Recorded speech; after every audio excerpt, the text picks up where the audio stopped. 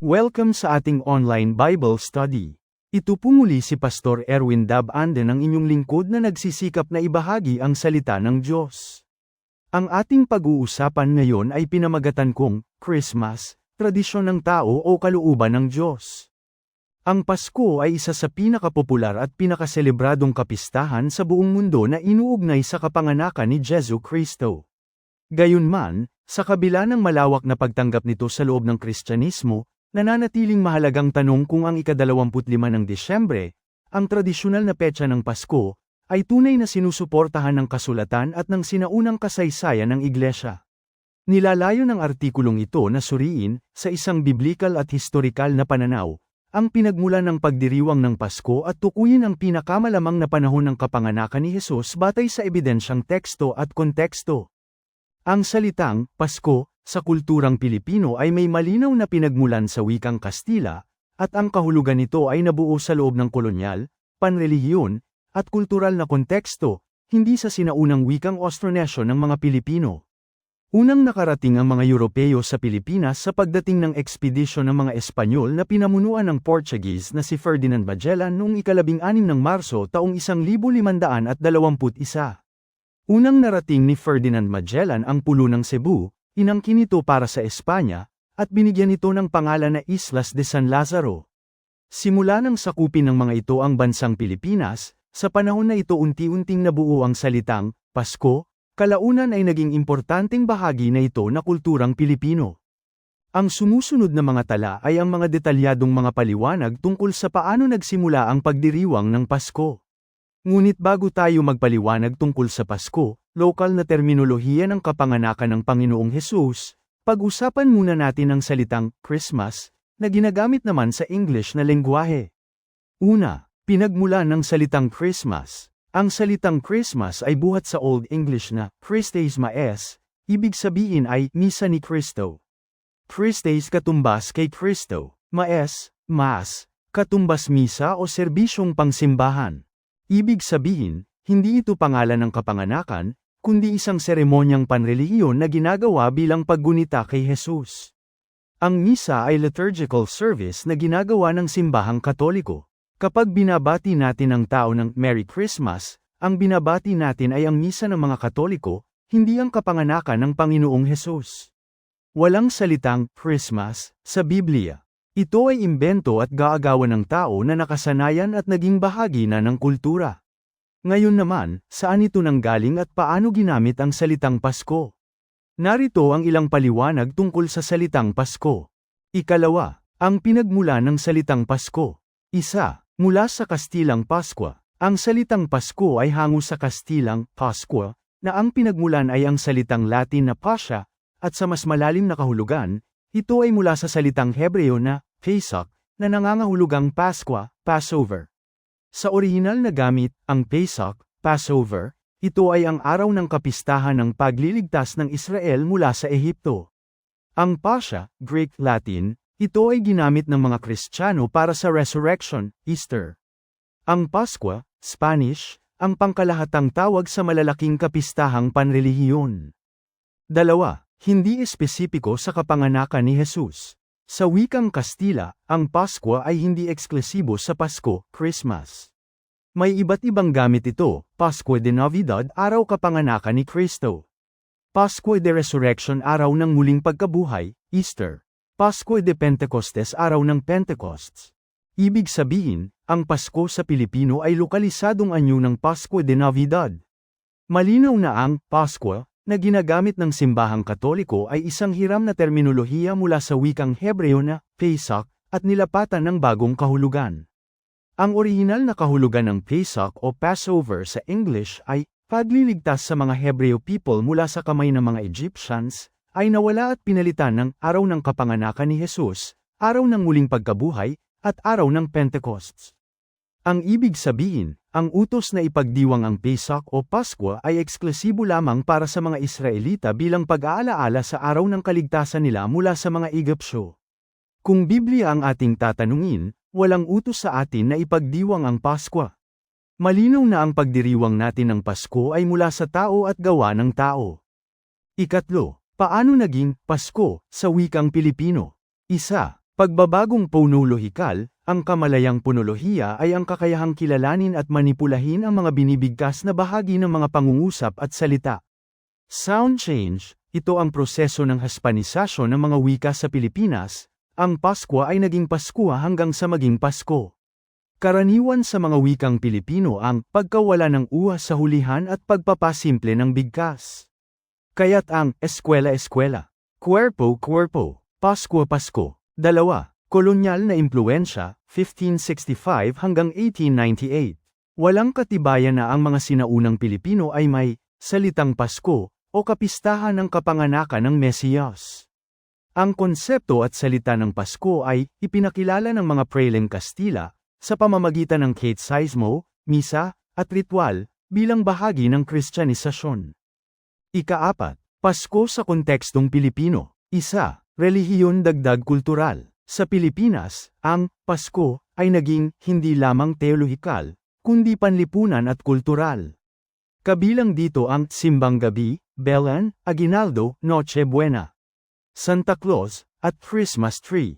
Marami sa mga ito ay hindi rin biblikal, kundi bunga ng Katolikong debosyon, lokal na kaugalian, at impluwensyang Europeo.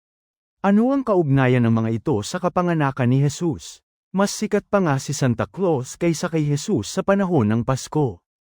2.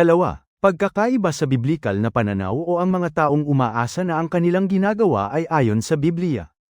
Mahalagang pansinin na, ang salitang Pasko ay wala sa Biblia, ang kapanganakan ni Jesus ay hindi tinawag na Pasko sa Bagong Tipan, at ang Pasya sa Biblia ay palaging tumutukoy sa Paskwa, Passover, hindi sa kapanganakan. Lucas Kapitulo 22 versikulo 1, malapit na ang kapistahan ng tinapay na walang lebadura, na tinatawag na Paskwa, Pasya. Sa makatuwid, ang salitang Pasko ay terminong ginawa ng simbahan at dinala rito ng mga mananakop, isang kolonyal na idea, hindi turo ng apostol at hindi biblikal. 5. Pagbubuod. Mahahalagang punto, ang Pasko ay mula sa Kastilang Paskwa. Ang Paskwa ay mula sa Pasya, Greek, Latin. Ang Pasya ay mula sa Hebreyong Pesach, Passover. Ang salitang Pasko ay hindi katutubo. Hindi biblikal. Mas tamang sabihin na kolonyal at panrelihiyong termino. 6. Teolohikal na pagninilay, ang paggamit ng salitang Pasko na nag-ugat sa Pesach ngunit inilipat sa kapanganakan ni Jesus, ay nagpapakita kung paanong ang mga terminong biblikal ay muling binigyan ng kahulugang tradisyonal at doktrinal. At kung paanong ang mga konsepto ng kapistahan ay inilipat mula sa gawa ng Diyos patungo sa ritual ng tao. Ang sabi ng Biblia sa Juan Kapitulo 4 versikulo 23, ang mga tunay na sumasamba ay sasamba sa Ama sa Espiritu at katotohanan. Ang mga ibig sumamba sa Diyos ay kailangang sumamba sa Espiritu at katotohanan. Ang katotohanan ay matatagpuan lang sa Biblia, tanging dito lang matatagpuan ang salita ng Diyos. Anumang aral na sinasabi ng simbahan na hindi mababasa sa Biblia, dapat na hindi sundin sapagkat ito ay hindi salita ng Diyos. Ang Pasko ay umiiral lamang bilang tradisyonal at kultural. Mahalagang maunawaan natin na ang Pasko ay nabuo hindi ayon sa kalooban ng Diyos, kundi ayon sa gawa ng tao. Sa Marcos Kapitulo 7 versikulo 6 hanggang 9, malinaw na sinabi ito ni Jesus, 6. At sinabi niya sa kanila, tama ang pahayag ni Isayas tungkol sa inyo na mga mapagkunwari, ayon sa nasusulat, iginagalang ako ng bayang ito ng kanilang mga labi, subalit ang kanilang puso ay malayo sa akin. 7. At walang kabuluhan ang pagsamba nila sa akin, na itinuturo bilang aral ang mga utos ng mga tao. 8. Iniwan ninyo ang utos ng Diyos at inyong pinanghahawakan ang tradisyon ng mga tao. 9. Sinabi pa niya sa kanila, maganda ang paraan ng inyong pagtanggi sa utos ng Diyos, upang masunod ang inyong mga tradisyon. 7. Ika-25 ng Disyembre ang araw ng kapanganakan ni Jesus. Ang ika-25 ng Disyembre, ang pinakapopular na petsa sa buong mundo na inuugnay sa kapanganakan ni Jesu Kristo. Gayunman, sa kabila ng malawak na pagtanggap nito sa loob ng Kristyanismo, nananatiling mahalagang tanong kung ang ika-25 ng Disyembre, ang tradisyonal na petsa ng Pasko, ay tunay na sinusuportahan ng kasulatan at ng sinaunang kasaysayan ng Iglesia.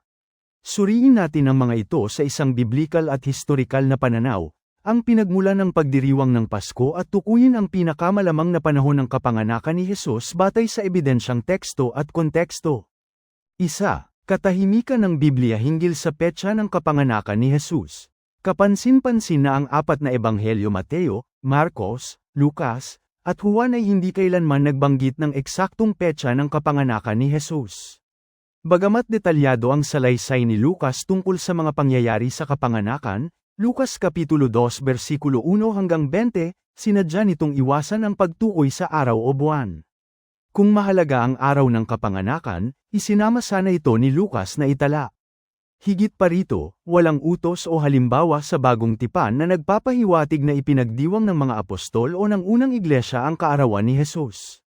Ang tanging pag-alaalang iniutos mismo ni Jesus ay may kaugnayan sa kanyang kamatayan, Lucas Kapitulo 22 versikulo 19, unang Korinto Kapitulo 11 versikulo 23 hanggang 26, hindi sa kanyang kapanganakan. Ang katahimikang ito ng kasulatan ay nagpapahiwatig na ang petsa ng kapanganakan ay hindi sentral sa teolohiya ng kaligtasan. 2. Historikal na pinagmulan ng ika-25 ng Disyembre. Ang pag-uugnay ng ika-25 ng Disyembre sa kapanganakan ni Jesus ay hindi lumitaw hanggang ika-4 na siglo AD. Ang pinakamaagang tala ay matatagpuan sa Chronography of 354, isang Romanong dokumento na nagsasaad ng Natalis Christi sa petsang ito. Mahalagang banggitin na ang ika-25 ng Disyembre ay dati ng kilalang araw ng pag-anong pagdiriwang sa Imperyong Romano, partikular ng Saturnalia, isang lingguhang kapistahan ng kasiyahan at palitan ng regalo. Dito natin nakuha ang tradisyon ng palitan at bigayan ng regalo, at Dies Natalis Solis Invicti, kapanganakan ng di matatalong araw, isang paniniwala tungkol sa Sun God, na itinatag noong 274 sa ilalim ni Emperor Aurelian. Sa konteksto ng pag-usbong ng Kristyanismo bilang relihiyong suportado ng Estado sa panahon ni Constantine, malinaw na ang pagpili ng ika-25 ng Disyembre ay may pastoral at politikal na layunin, ang palitan o Kristyanisahin, ang mga umiiral na pag-anong kapistahan. Sa ganitong diwa, ang petsa ay produkto ng tradisyong simbahan, hindi ng apostolikong aral. Ika-8. Mga biblikal na pahiwatig sa tunay na panahon ng kapanganakan. Bagamat walang eksaktong petsa, naglalaman ang Biblia ng mga indirect indicators na tumutulong sa pagtukoy ng panahon ng kapanganakan ni Jesus. Isa, ang mga pastol sa bukid.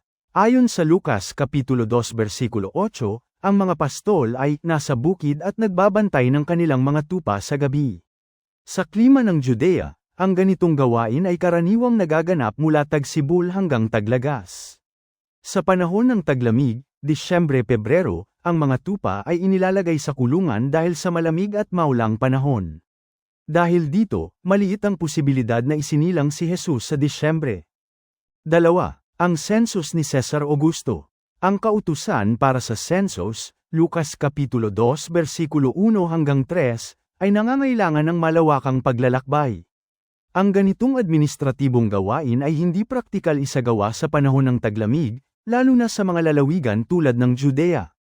Ito ay mas akma sa mas mainam na panahon ng taon, gaya ng Tagsibol o Taglagas. 3.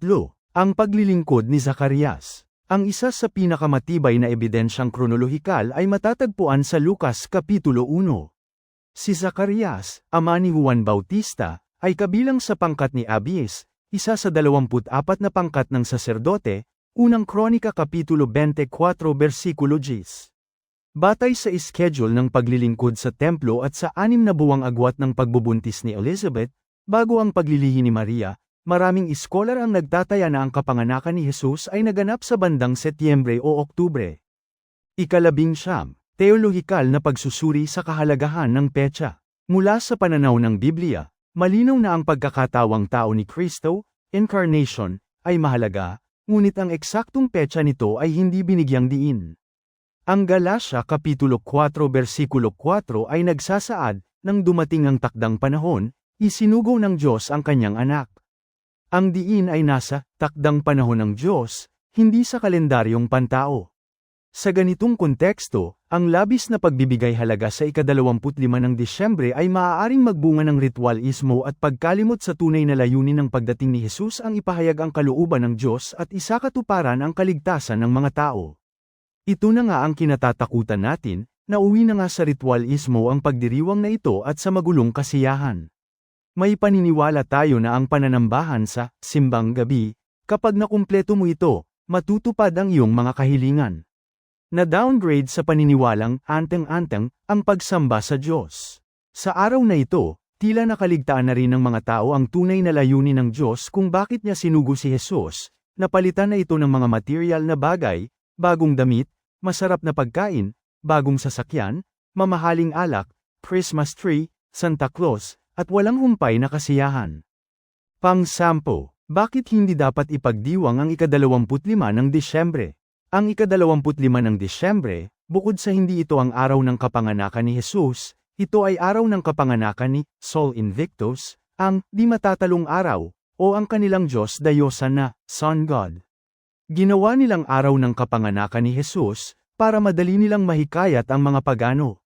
Hindi nila pinag-isipan ng husto ang eksaktong petsa ng kapanganakan ni Jesus, dahil ang layunin nila ay agawin ang kapistahan ng Sol Invictus, hindi para hanapin ang katotohanan.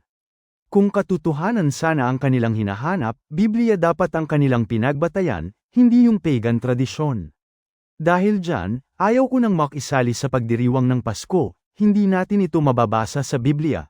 Hindi ito iniutos ng Diyos, ito ay kaarawan ng Sol Invictus, ito ay pagan practice. Higit sa lahat, ito ay gawa ng tao hindi ng Diyos.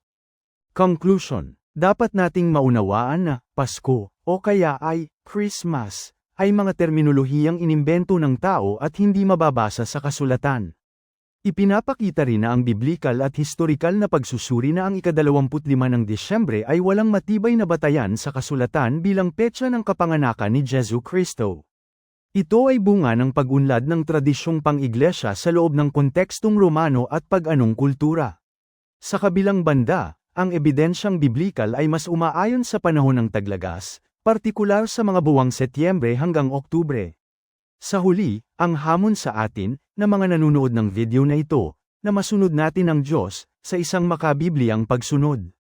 Magpapatuloy pa ba tayong magdiwang ng Pasko, sa kabila na nakita na natin na ang Pasko ay wala sa Biblia at hindi utos ng Diyos? Higit nating pagtuunan, hindi ang kapanganakan ni Jesus, kundi higit na mahalaga, bakit siya isinugo at paano dapat tumugon ng tao sa kanyang mensahe. Ang ganitong pag-unawa ang tunay na diwa ng pananampalatayang Kristiyano, lampas sa petsa, lampas sa tradisyon, at lampas sa kultura. Dapat nating makilala kung ang gawain ay galing sa pagsunod ng simbahan sa Diyos o galing sa pamahalaan. Kung nagkataon na ang Pasko ay inisyatibo ng gobyerno, walang valid reason para hindi ako sumang-ayon sa pagdiriwang na ito. Ngunit, sinasabi ng simbahan na ito ay utos ng Diyos, kaya dapat nating sundin. Dahil dyan, hindi ako sumasang-ayon sa pagdiriwang ng Pasko. Dahil, ang utos ng tao ay ginagawang utos ng Diyos. Marcos 7:8-9, iniwan ninyo ang utos ng Diyos at inyong pinanghahawakan ang tradisyon ng mga tao. 9, sinabi pa niya sa kanila, maganda ang paraan ng inyong pagtanggi sa utos ng Diyos, upang masunod ang inyong mga tradisyon.